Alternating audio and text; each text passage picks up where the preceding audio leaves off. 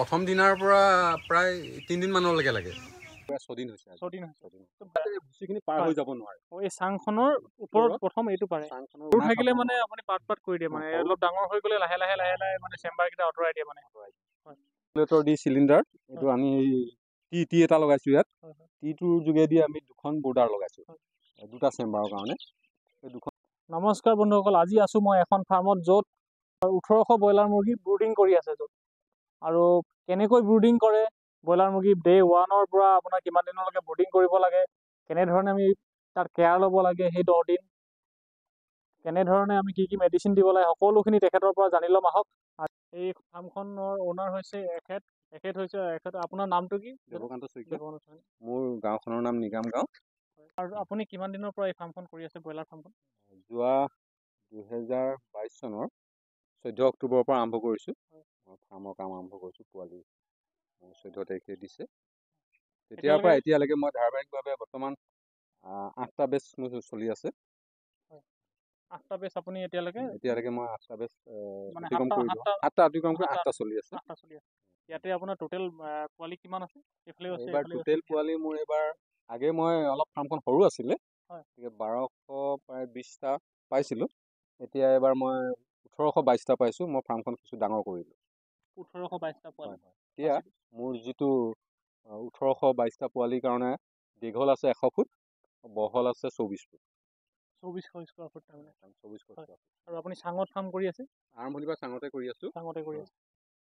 আৰু ইয়াতে ব্ৰইলাৰ পোৱালি এতিয়া আপোনাৰ এইখিনি কিমান দিন হৈছে ব্ৰুডিং কৰি? 6 দিন হৈছে। 6 দিন হৈছে।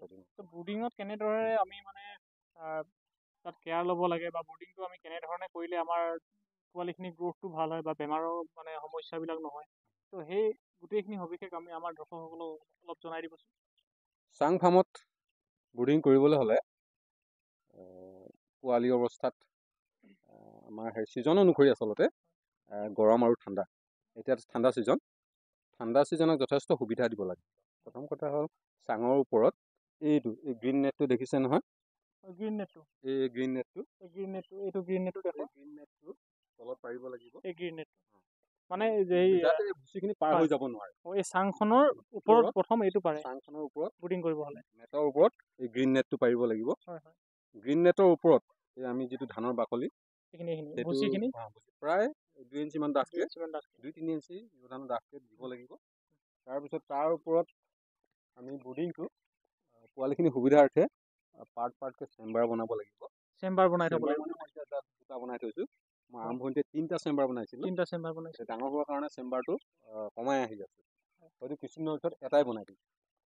সেইটো মানে পোৱালিৰ সুবিধা হয়। পোৱালি সৰু থাকিলে মানে আপুনি পাৰ্ট কৰি দিয়ে মানে অলপ ডাঙৰ হৈ গ'লে লাহে লাহে মানে চেম্বাৰকেইটা আঁতৰাই দিয়ে মানে। এতিয়া সৰু হৈ আছে কাৰণে 3টাৰ পৰা 2টালৈ আনিলোঁ। কিছুদিনৰ পিছত হয়তো এটা হ'ব। গতিকে এতিয়া ঠাণ্ডা দিনত ব্ৰুডিং কৰিবলৈ হ'লে যথেষ্ট ঠাণ্ডা আৰু গৰমৰ প্ৰয়োজনীয়তা আছে। সেই গৰমটো আমি যিকোনো উপায় দিব লাগিব। এই লাইটৰ 200 ৱাটৰ বাল্ব, এইবিলাক 200 ৱাটৰ বাল্ব লগাব লাগিব।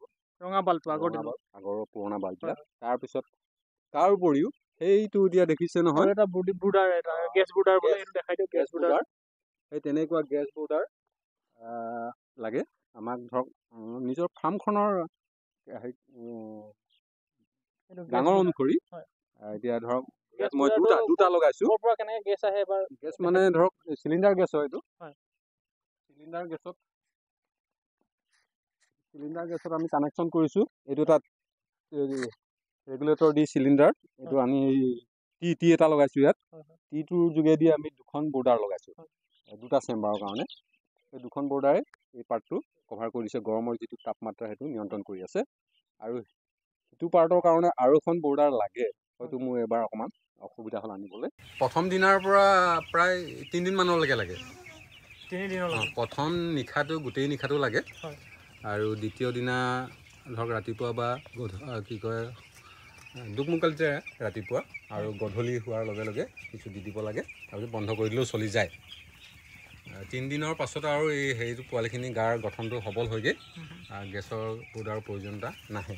তো এই গেছ ব্ৰুডাৰটো আপুনি নিজেই কিনিছিলে নে? মই নিজে কিনিছোঁ। কিমান লয় এটা ব্ৰুডাৰ?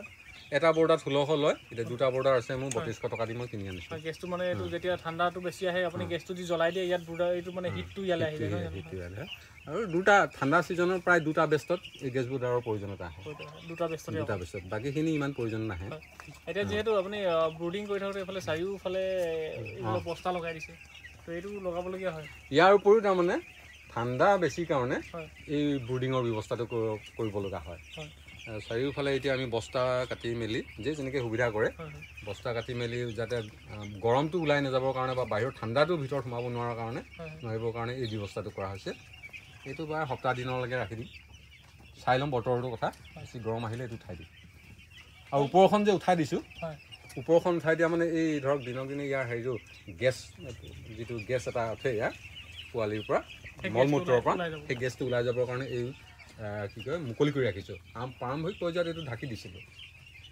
যাতে গৰমটো যাতে নিয়ন্ত্ৰণ হৈ থাকে আৰু তো এতিয়া আপুনি চাং ফাৰ্ম যেতিয়া কৰে চাং ফাৰ্ম আপোনাৰ দেখিছোঁ তলৰ যিটো মাটিটো হয় সেই মাটিটোত যিহেতু মলবিলাক পৰে সেই মলবিলাক পৰিলে মানে আপোনাৰ এটা খুব গোন্ধ ওলায় মানে তো এই গোন্ধটো আপোনাৰ ইয়াত পাইছেনে গন্ধ হয় সেইটো এতিয়া নাইকিয়া কৰিবৰ কাৰণে কিছুমান ব্যৱস্থা ল'ব লাগিব কিছুমান ব্যৱস্থা মানে ধৰক ইয়াত আজিকালি ৰুলিং ব্যৱস্থা এটা ওলাই আছে কিন্তু মোৰ নাই সেইটো হ'লে বেছি সুবিধা হয় ৰুলিং ব্যৱস্থাটো কিছু কিছু ফাৰ্মত এতিয়া মোৰ ৰুলিং নাই মই ইয়াৰ গন্ধমুক্ত কৰিবৰ কাৰণে মই ইয়াৰ তলত পলিথিন বস্তা তেনেকুৱা ধৰণৰ পাৰি দিওঁ যেতিয়া এই বৰ্ডিঙৰ পৰা মুকলি নেটালৈ বস্তুটো নিম পোৱালিখিনি যাব তেতিয়া তাত মল মূত্ৰবোৰ তলত পৰিব তলত পৰিলে মাটিখিনিতো নষ্ট হ'ব আৰু গন্ধ ওলাব তাৰ কাৰণে তলত বস্তা বা এই পলিথিন পাৰি দিওঁ আৰু সেইবোৰ দৈনিক আমি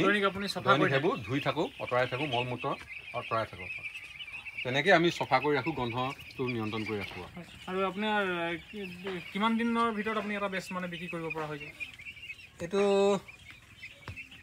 35 দিনৰ পৰা 45 দিনৰ ভিতৰত 35 দিনৰ পৰা 45 দিনৰ ভিতৰত মই ধন্যবাদ জনাইছোঁ প্ৰথম মোৰ আছাম ফাৰ্মিং ইউটিউব চেনেলৰ পৰা কাৰণ আজি যিহেতু ইমান ব্যস্ততাৰ দিনত যিহেতু এতিয়া পথাৰত ধান কাটি আছে তো আপুনি এই সময়খিনিৰ পৰা যে আপুনি মোক ইমানখিনি সময় উলিয়াই দিলে ব্যস্ত সময়ৰ পৰা উলিয়াই দি আপুনি যে আমাক এই কেনেধৰণে ব্ৰইলাৰ ব্ৰুডিং কৰে কেনেধৰণে কি কৰে গোটেই সবিশেষখিনি যে আপুনি আমাক জনালে তাৰ কাৰণে মই আপোনাক ধন্যবাদ দিছোঁ আৰু আপুনি এই ফাৰ্মখনৰ পৰা যাতে আপুনি ভৱিষ্যত দিনত অনাগত দিনত যাতে এই ফাৰ্মখনৰ পৰাই অধিক উন্নতি কৰি আৰু যাতে ইয়াতকৈ ডাঙৰ ফাৰ্ম কৰিব পাৰে বা ইয়াৰ পৰা আৰু অধিক মানে উৎপাদন কৰিব পাৰে অধিক মানে লাভৱান হয় তাৰে মই ভগৱানৰ ওচৰত মানে প্ৰাৰ্থনা জনাইছোঁ আৰু আমাৰ আছাম ফাৰ্মিং চেনেলৰ পৰা আপোনাক মই ধন্যবাদ জনাইছোঁ ধন্যবাদ লগত